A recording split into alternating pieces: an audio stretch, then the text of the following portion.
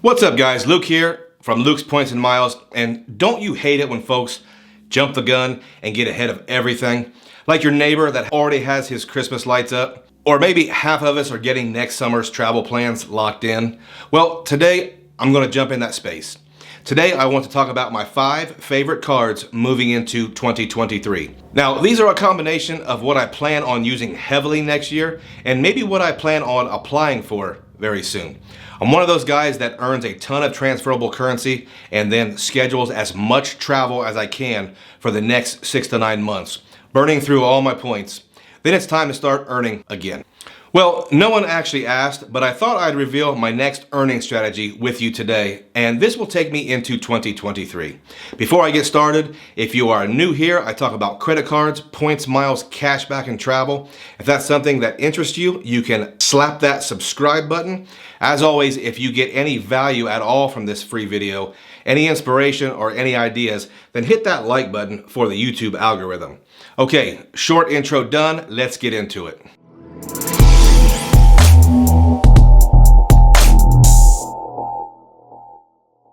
Before I tell you what I'll be using and acquiring, let me give you an idea of what my goals are.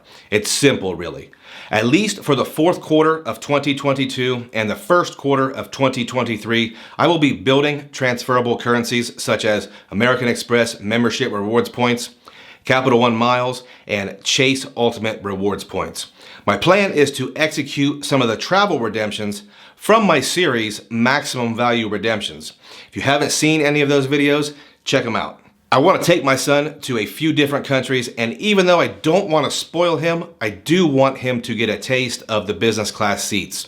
And really, I just need the lie flat seats for the overnight flights so I can use my CPAP machine. So I need to transfer to airlines to book business class flights overseas. That doesn't mean this strategy isn't good for domestic travel. We will still do our fair share of that, I'm sure. Okay, enough of my babbling. In the comments section, tell me which are your favorite cards for 2023. I'd love to see what you guys are using. Preparing for the new year. If you guys follow the channel, you know that I was recently approved for the Chase Inc. Preferred while being over 524. So these plans will tentatively take place if that eligibility holds. If it doesn't, then we will adjust fire accordingly. Getting the Inc. Preferred opened up a new transferable currency for me, the Chase Ultimate Reward Point. And I want to take advantage of that momentum and build on it. I plan on waiting around 60 days or so after opening the Inc. Preferred, and I'm going to apply for the Chase Inc. Cash Card.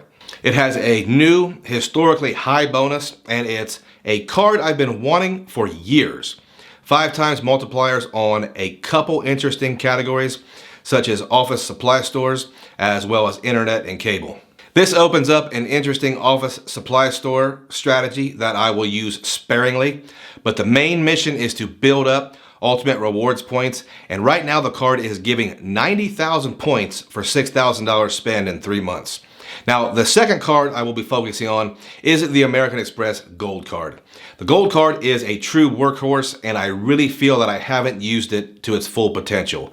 I eat a lot of food, and lately I've been trying to utilize meal delivery services, and they've either been too expensive or just not good enough quality.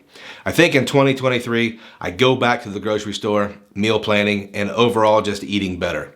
The Gold Card gets 4 times American Express membership rewards points at supermarkets and restaurants. And if you didn't know, I'm a big eater, so we're going to work this one out and really rack up those MR points. Next card I'm going to focus on is the American Express Blue Business Plus card. I was recently approved for a second BBP, and the bonus is 50,000 American Express MR points for $15,000 spend in the first year of holding the card. I won't wait to hit the 15K. I want to get that bonus in the first quarter of 2023 or so. And my plans after hitting that $15,000 bonus is to sock drawer the card unless I need it for a larger business purchase or I get some type of valuable Amex offer. So if you're scoring at home, we're building up MR and UR points so far. Let's recap. The Chase Inc. Cash for the bonus and the key categories for Chase UR points. The Amex Gold Card for my 2 largest monthly spending categories. both food. And the everything else category will at least initially be filled by a 2 times MR point earning business card. This next one should come as no surprise if you're a fan of the channel. Once I close out the bonus on the Amex Blue Business Plus, my everything else category will be the Capital One Venture X card. 2 times on that category gives me a third account building up miles that I can transfer to airline partners. I did videos a while back on transfer partners of Chase, Amex, Citi, and Capital One with ideas of how to utilize those partners. If you're interested, I'll link them below.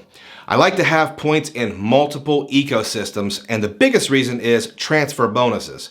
Each of these ecosystems can have up to 30% bonuses to transfer to certain partners. If Capital One has a 30% bonus to transfer to Virgin Atlantic, or American Express has a 25% bonus to transfer to Avianca Life Miles, then I want to be able to take advantage of that. Plus, the Capital One Venture X is less hassle as far as that everything else category. I still run into merchants that refuse to accept American Express, and that's just not so with a Visa. Now, we come to the 5th and final card, and of course, it can never be that simple. This is a contingency card. We are always evaluating whether certain cards and programs make sense for us. If you follow the channel, you know that I have no fear of closing cards that no longer bring me value. In 2023, I'm going to be seriously evaluating my relationship with Hilton. I'm going to track the upgrades and the value of my Hilton Honors points, and I'm going to assess that against our future plans. I'm also going to sample a couple Hyatt properties. I've long stated that the Hilton Aspire card is the best hotel credit card in the game, but I can't make the same bold statement about the Hilton Honors program. If I were a betting man, which I'm not, I would say that the odds are favorable that I will stay loyal to Hilton and not move towards any other loyalty program. But if we aren't happy with our relationship and value with Hilton, I have considered getting the World of Hyatt card from Chase Bank. I think the card is a great value and it comes with a very manageable annual fee. I've done videos on both the credit card and the Hyatt program overall, and it's something I will consider in the future. Remember, I said the odds are in favor of staying with Hilton. Well, if this holds true, I want to have another option, and this other option will come from the Chase ecosystem. By the middle of 2023, I will be under 524, and I'll be considering another Chase card. Odds are I would want to finish the Chase Business Trifecta and apply for the Chase Inc. Unlimited almost exclusively for the bonus. It would be really nice if the current bonus of 90,000 Ultimate Rewards points for $6,000 spent was still available. This would give me a good stack of UR points between those 3 business cards. So what does this strategy add up to? Well, in its simplest form, I'm grabbing Ultimate Reward points through bonus hunting. I'm collecting Amex membership rewards points through consistent spend on high bonus categories. Finally, I'm filling the gaps with Capital One miles. So what are these points for? The American Express membership rewards points will likely be exclusively transferred out to partners. My favorites currently being Virgin Atlantic and Avianca Life miles, but I think I'm going to need some Singapore Airlines KrisFlyer miles as well. The Chase UR points are going to have to stay versatile. If we stay with Hilton, then those points will be transferred to Virgin Atlantic, Aeroplan, or Singapore.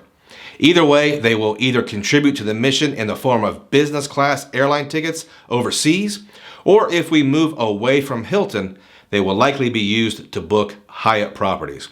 The base of this strategy is versatility. We want to travel a lot, and we want to travel in style. Now, this list does not include every card we're going to use. Of course, I'm using the Platinum card for airport lounge access. I don't want to sit in the terminal listening to Adam's kids play Baby Shark full blast on their iPad any more than you do. But in the first half of 2023, we will be using a lean and mean set of cards. And we'll be booking plenty of random travel. I'd like to touch 3 continents in 2023, but we shall see.